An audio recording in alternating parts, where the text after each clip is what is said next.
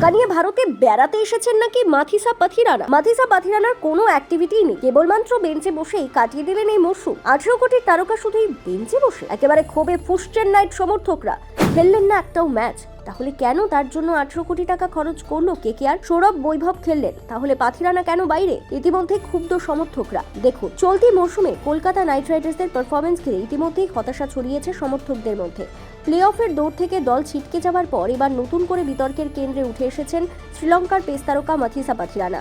তাকে নিয়ে এখন প্রশ্ন তুলতে শুরু করেছেন নাইট সমর্থকেরাই। মোটা অঙ্কের অর্থ খরচ করে তাকে দলে নেওয়া হলেও এখনো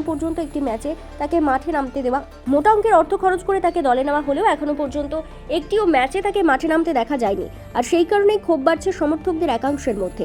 অনেকেই প্রশ্ন তুলছেন, যদি তাকে খেলানোই না হয় তাহলে এত বিপুল অর্থ ব্যয় করার প্রয়োজন কি ছিল? মরশুমের শুরু থেকে কলকাতা নাইট রাইডার্সের বোলিং বিভাগ নিয়ে উদ্বেগ ছিল। প্রথম 6 ম্যাচের মধ্যে 5টিতে হারতে হয় দলকে। একটি ম্যাচ বৃষ্টির কারণে ভেস্তে যায়। এই পরিস্থিতিতে দলের কোচিং শিবির বারবার জানিয়েছিল পেস বোলিং বিভাগে সমস্যাই দলের সবচেয়ে বড় দুর্বলতা।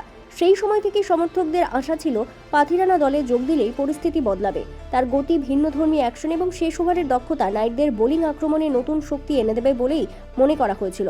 অবশেষে শ্রীলঙ্কা ক্রিকেট বোর্ডের ছাড়পত্র পাওয়ার পর তিনি দলের সঙ্গে যোগও দেন, কিন্তু দলের সঙ্গে যোগ দেওয়ার পরও তাকে প্রথম একাদশে জায়গা দেওয়া হয়নি।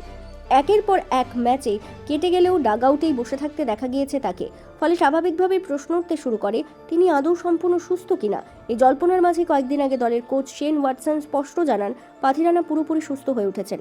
তার কথায় শ্রীলঙ্কার এই পেসার এখন শতভাগ ফিট। আর সেই মন্তব্যের পর থেকেই সমর্থকদের ক্ষোভ আরও বেড়ে যায়, কারণ ফিট থাকা সত্ত্বেও কেন তাকে খেলানো হচ্ছে না সেই প্রশ্নের উত্তর এখনো মেলেনি। বিশেষ করে বেঙ্গালুরুর বিরুদ্ধে গুরুত্বপূর্ণ ম্যাচে তাকে না খেলানোয় বিতর্ক আরও তীব্র হয়েছে। সেই ম্যাচে বরুণ চক্রবর্তী চোটের কারণে খেলতে পারেননি, তার জায়গায় সুযোগ পান সৌরভ দুবে, কিন্তু তিনি প্রত্যাশা পূরণ করতে ব্যর্থ হন। মাত্র 2 ওভারে কিছু বেশি বল করে অনেক রান খরচ করেন তিনি। অন্যদিকে বৈভব অরোরার পারফরমেন্সও সমর্থকদের হতাশ করেছে। 4 ওভারে তিনি বিপুল রান দেন, পাশাপাশি বিরাট কোহলির একটি সহজ ক্যাচও হাতছাড়া করেন। এমন পরিস্থিতিতে অনেকেরই প্রশ্নই, বোলারদের থেকে কি সত্যিই খারাপ পারফরমেন্স করতেন পাথিরানা? সমর্থকদের একাংশের মতে, যদি দলের পরিকল্পনাতেই তাকে খেলানোর জায়গা না থাকে তাহলে নিলামে তাকে কেন নেওয়া হলো? শুধু বেঞ্চে বসিয়ে রাখার জন্য এত বড় অঙ্কের অর্থ ব্যয় করা নিয়ে এখন প্রশ্ন উঠছে নানা মহলে। এদিকে নাইট শিবির এখনো পর্যন্ত এই বিষয়ে স্পষ্ট কোনো ব্যাখ্যা দেয়নি, ফলে জল্পনা আরও বাড়ছে। কেউ মনে করছেন কৌশলগত কারণেই তাকে খেলানো হয়নি, আবার কেউ বলছেন এখনো হয়তো পুরোপুরি ম্যাচে ফিট নন তিনি, তবে সরকারিভাবে কিছু জানানো হয়নি। কলকাতা নাইট রাইডার্সের এবারের মৌসুম এমনিতেই হতাশাজনক। ব্যাটিং এবং বোলিং দুই বিভাগেই ধারাবাহিকভাবে অভাব ছিল স্পষ্ট। তার উপর দলে থাকা এক আন্তর্জাতিক তারকাকে পুরো মৌসুম বেঞ্চে বসিয়ে রাখার সিদ্ধান্ত নিয়ে প্রশ্ন উঠছে ক্রমশ। মাথিসা পাথিরানাকে ঘিরে এখন রহস্য আরও গভীর হচ্ছে। সমর্থকদের প্রশ্নের উত্তর এখনো অধরা, তবে একটি বিষয় স্পষ্ট, এত বড় বিনিয়োগের পরও তাকে মাঠে নামতে না দেখা নাইট সমর্থকদের হতাশা আরও বাড়িয়ে দিয়েছে।